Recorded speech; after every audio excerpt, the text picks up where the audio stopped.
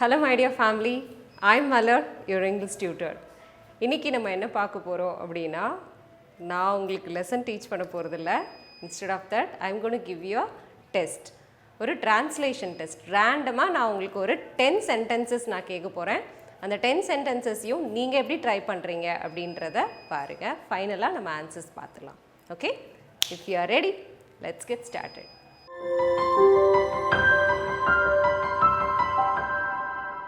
Stop learning, never stop growing, never stop seeking the brightest star. ஆரம்பிக்கலாமா? Number 1. உனக்கு என்ன வேணுமோ அதை நீ ஆர்டர் கொடுத்துக்கோ. Number 1. உனக்கு என்ன வேணுமோ அதை நீ ஆர்டர் கொடுத்துக்கோ. வீடியோ பாஸ் பண்ணிட்டு நீங்க ட்ரை பண்ணலாம். Number 2. இதெல்லாம் உனக்கு யார் கத்து கொடுத்தாங்க? இதெல்லாம் உனக்கு யார் கத்து கொடுத்தாங்க? Number 3. இதுக்கு முன்னாடி நீ இந்த மாதிரி பேசினது இல்லையே. இதுக்கு முன்னாடி நீ இந்த மாதிரி பேசினது இல்லையே. Number 4. அவளோட ஃபோன் ஸ்விட்ச் ஆஃப்ல இருக்கு. அவளுடைய ஃபோன் ஸ்விட்ச் ஆஃப்ல இருக்கு. Number 5. இதெல்லாம் வாங்குறதுக்கு உனக்கு பணம் எங்க இருந்து கிடைச்சது? இதெல்லாம் வாங்குறதுக்கு உனக்கு காசு எங்க இருந்து கிடைச்சது?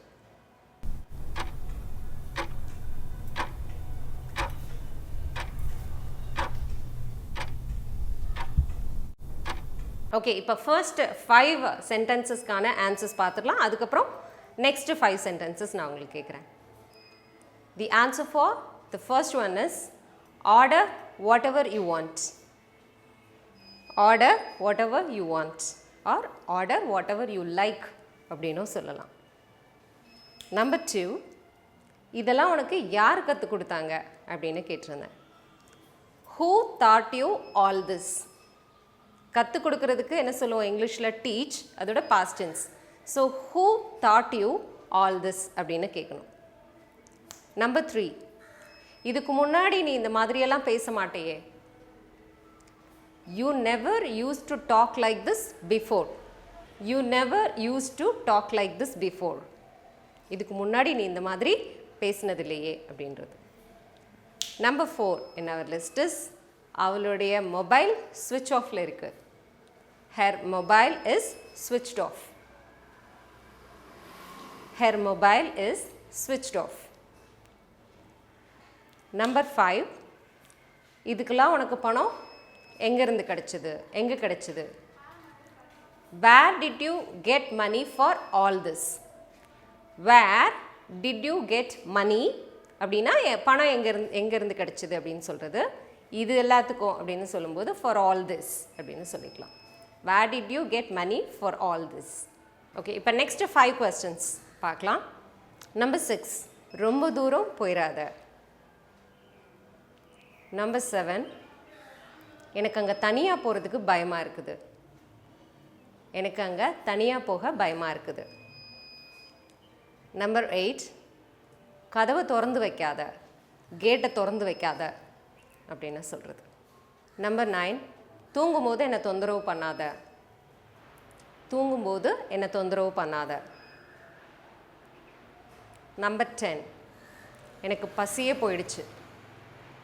நீ சாப்பாடு வாங்கி கொடுக்குறதுக்குள்ளே சொல்லுவோம் இல்லையா, எனக்கு பசியே போயிடுச்சு. இது எப்படி இங்கிலீஷில் சொல்லலாம்? ட்ரை பண்ணுங்கள். இப்போ ஆன்சர்ஸ் பார்த்துடலாம்.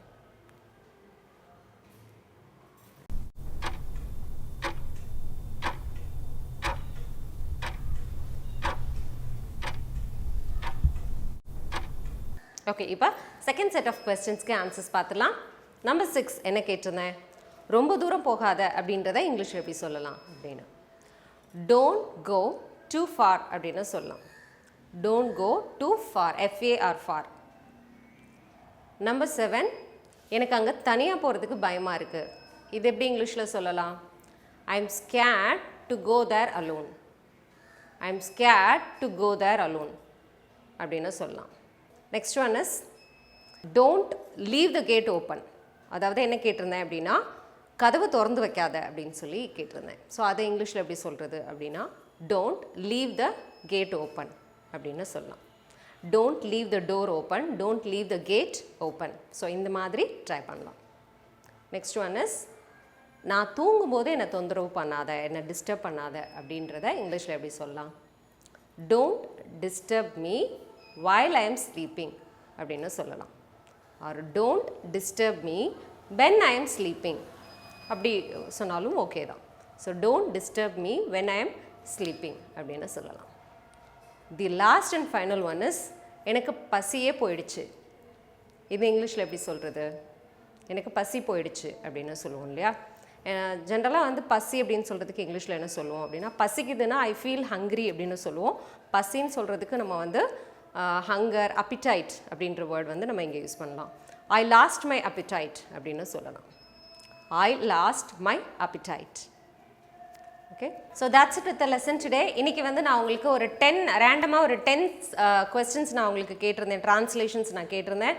ஸோ அது நீங்கள் எப்படி பண்ணீங்க, அவுட் ஆஃப் 10 உங்களோட ஸ்கோர் என்ன அப்படின்றத காமெண்ட்டில் லீவ் பண்ணுங்கள்.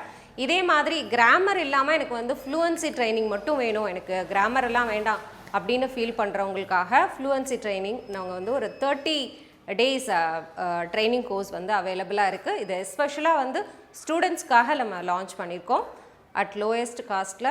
இஃப் யூ ஆர் இன்ட்ரெஸ்டட் அப்படின்னா ஸ்க்ரீனில் தெரிகிற இந்த நம்பருக்கு காண்டாக்ட் பண்ணலாம். Thank you so much for clicking this video. I'll meet you soon with another interesting lesson in the next video.